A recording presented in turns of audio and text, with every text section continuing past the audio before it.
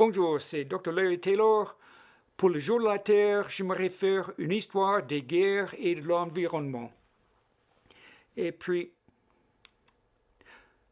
j'aimerais parler de l'Amérique. Le jour avant Pearl Harbor, on avait fait des produits pour les consommateurs. On n'était pas du tout prêt pour faire la guerre. Dans l'espace de 6 mois, on a converti l'industrie vers une machine de guerre. Avions, bateaux, chars, armements, et tous alimentés au pétrole. Où s'est déroulée la guerre contre l'Allemagne? Sur le front Est, presque 200 divisions. Sur le front Ouest, moins que 25 jusqu'à un maximum de 79 au maximum. Qui a gagné la guerre? L'Union soviétique. Mais ils ont payé un lourd prix, ils ont subi plus de 26 millions de morts, près de 14% de leur population. Qui a profité de la guerre? Le complexe industriel militaire allié, en recrutant les meilleurs combattants allemands et en commençant la guerre froide. Les frères Dulles et les banques. Et on était tout de suite dans la Deuxième Guerre mondiale, part 2.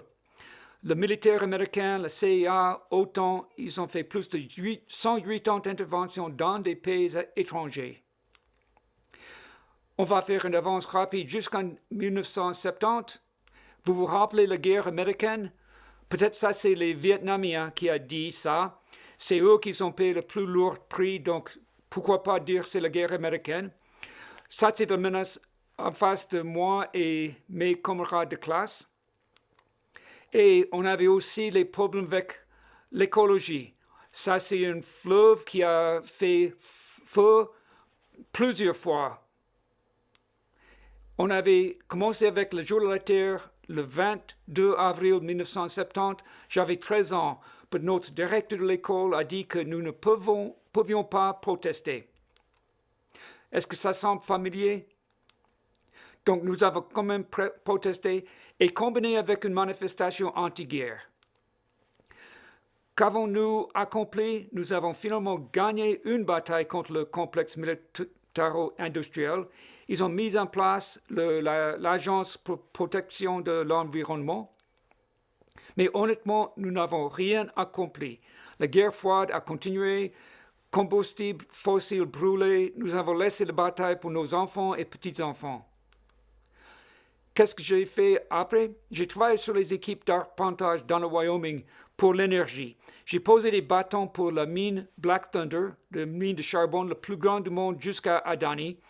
J'étais au quartier général de Exxon à Denver en 1977. Ça, c'est le bassin de la rivière Powder. Et puis, en 1984, ça, c'est après que j'ai posé les bâtons. Et puis, on voyait des petites choses, des traces. Et en 2014, quand ils sont fermés, on voit bien de l'espace. Et ça, c'est ce qu'on a vu depuis l'espace. Ça, c'est une mine de charbon.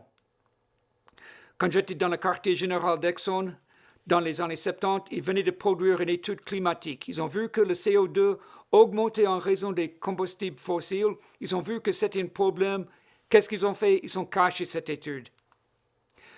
Ensuite, j'étais à l'Université de Wyoming dans l'école d'ingénieurs et ça, c'est creuser dans le bâtiment, le contrôle de la nature est gagné, pas donné. Quels idiots de penser qu'ils peuvent contrôler la nature. Quand j'étais à l'école, j'avais pas mal de copains qui étaient des ingénieurs en pétrole et puis on a parlé le peak oil, ça c'est le sujet du jour. On a aussi parlé des sources alternatives, fracturation, sable bitumineux. Mais à l'époque, on pensait qu'on ne va jamais arriver de faire ça parce qu'ils pensaient que c'était trop stupide. Et on est là.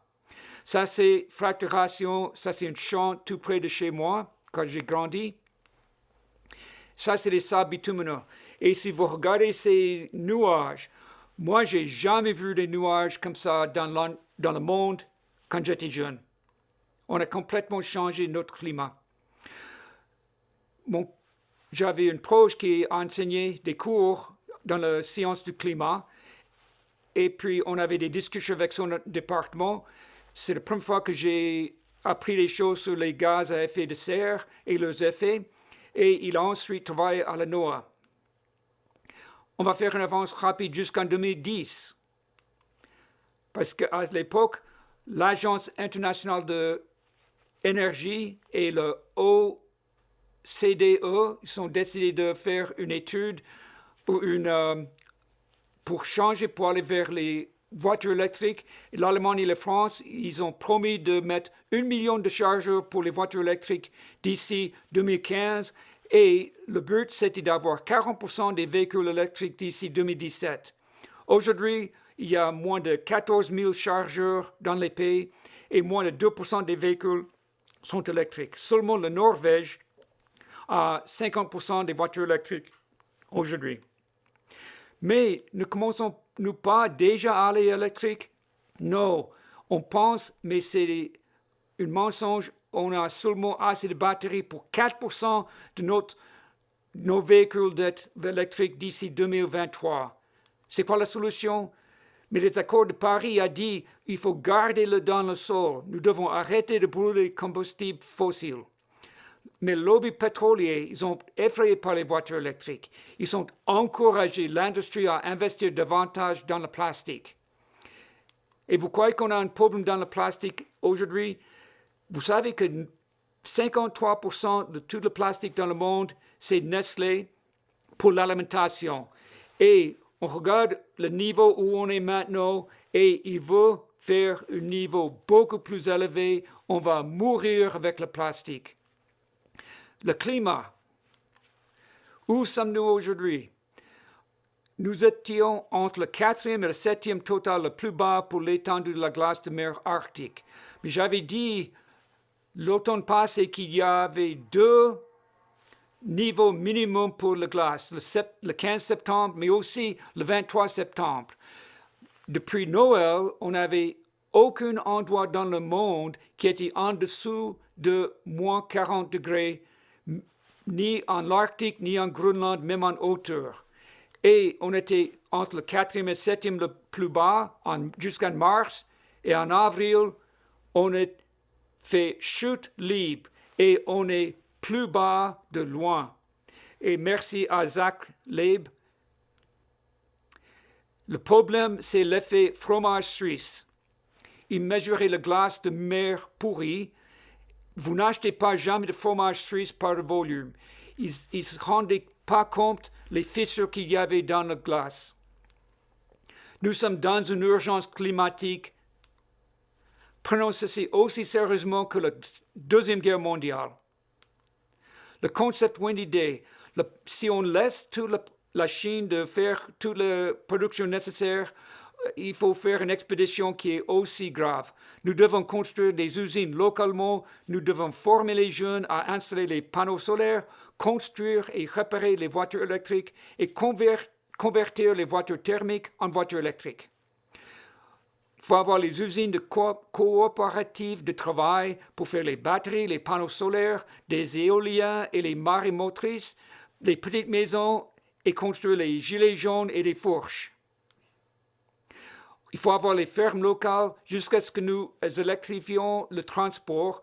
Nous devons changer notre chaîne alimentaire.